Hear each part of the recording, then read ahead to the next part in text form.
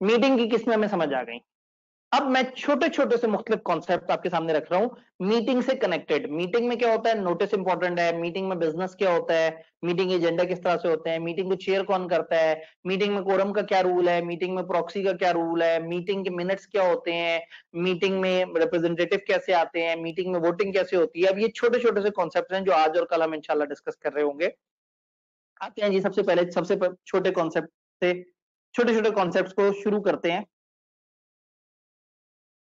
Notice, meeting का notice. अब ये कुछ रूल्स हैं, छोटा कॉन्सेप्ट का है लेकिन आपने स्लाइड देख के घबरा नहीं जाना, डेटा जरा ज्यादा लिखा हुआ है।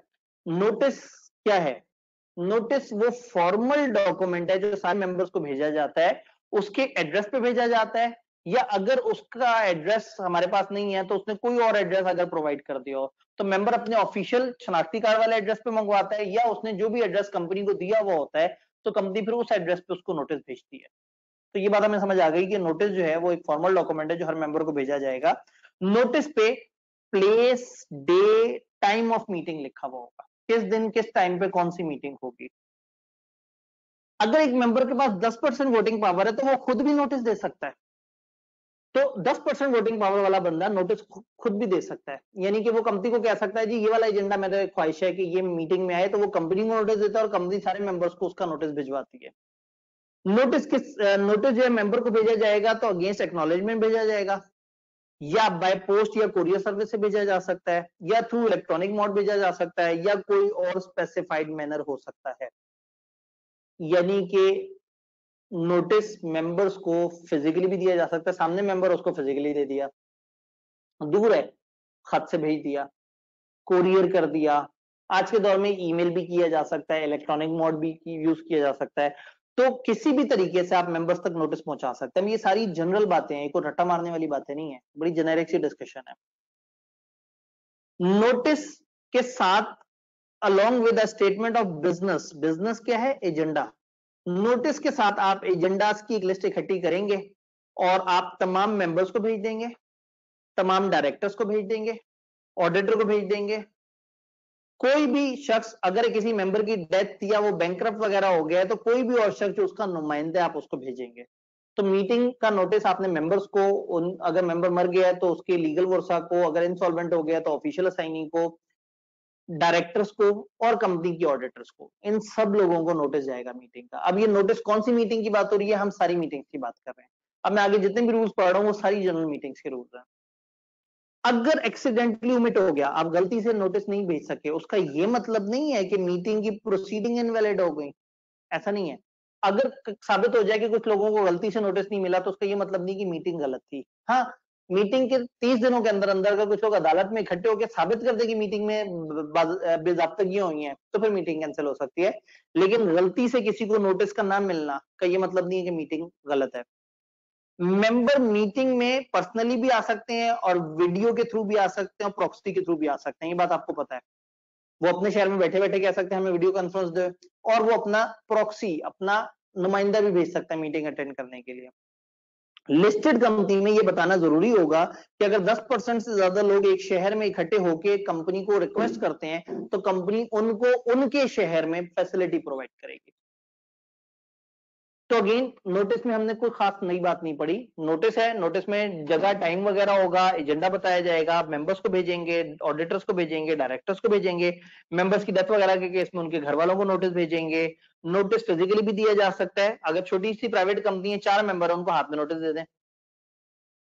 पोस्ट भी कर सकते हैं, कोरियर भी कर सकते हैं, आज के दौर में इलेक्ट्रॉनिक मोड भी यूज कर सकते हैं, ईमेल शीमेल, इवन व्हाट्सएप वगैरह भी यूज कर सकते हैं आज के दौर में। ये डिपेंड करता है कि कंपनी ने ई वोटिंग के रूल्स वगैरह फॉलो किए या नहीं किए, वो आगे आप फाइनल में पढ़ेंगे इंशाल्लाह।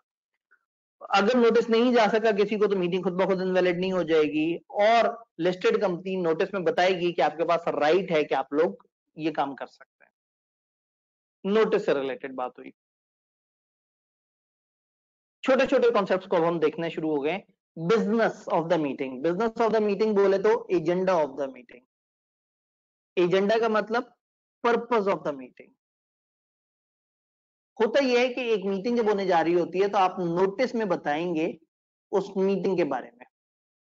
आप नोटिस में बताएंगे कि ये मीटिंग फलाना जगह फलाना उसमें होगी, ये हमारा ऑर्डिनरी बिजनेस होगा जी, हमारे ये 3 ऑर्डिनरी काम होंगे और ये हमारे स्पेशल होंगे।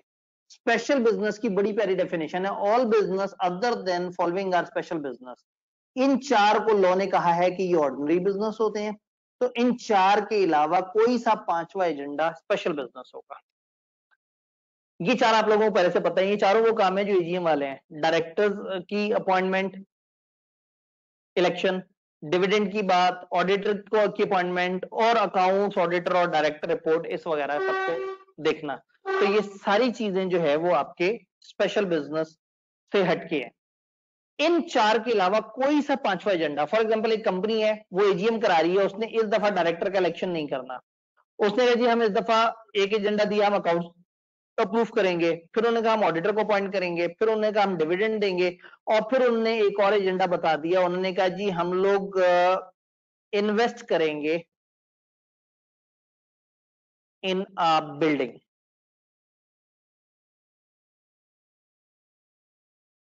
अब नोटिस में शेयर होल्डर को मिली चीजें नजर आई, लिखा था डिविडेंड अप्रूव होगा, अकाउंट्स अप्रूव होंगे, फलाना होगा, ये 3-4 बातें उसे अच्छी तरह से पता है इसमें क्या होता है, ये ऑर्डिनरी बिजनेस है, ये तो हर दफा क्या होते हैं। जो अनोखी बात लिखी है वो क्या है, इन्वेस्ट इन अ बिल्डिंग। आप शेयर होल्डर हैं, घर बैठे हुए हैं, नोटिस में लिखा हुआ है कि हम बिल्डिंग में इन्वेस्ट करेंगे, क्या इतना काफी है? कैसे पता लग जाएगा कि क्या होने जा रहा है? नहीं, आपको उस बिजनेस की डिटेल्स चाहिए होंगी, डिटेल्स।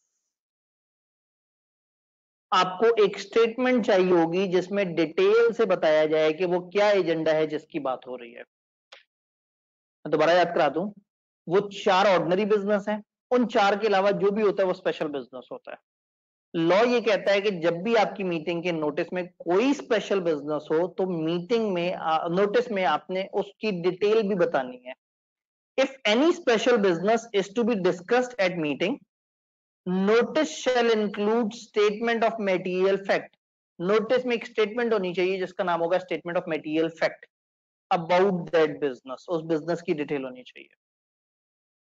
बिजनेस से क्या मुराद है, एजेंडा।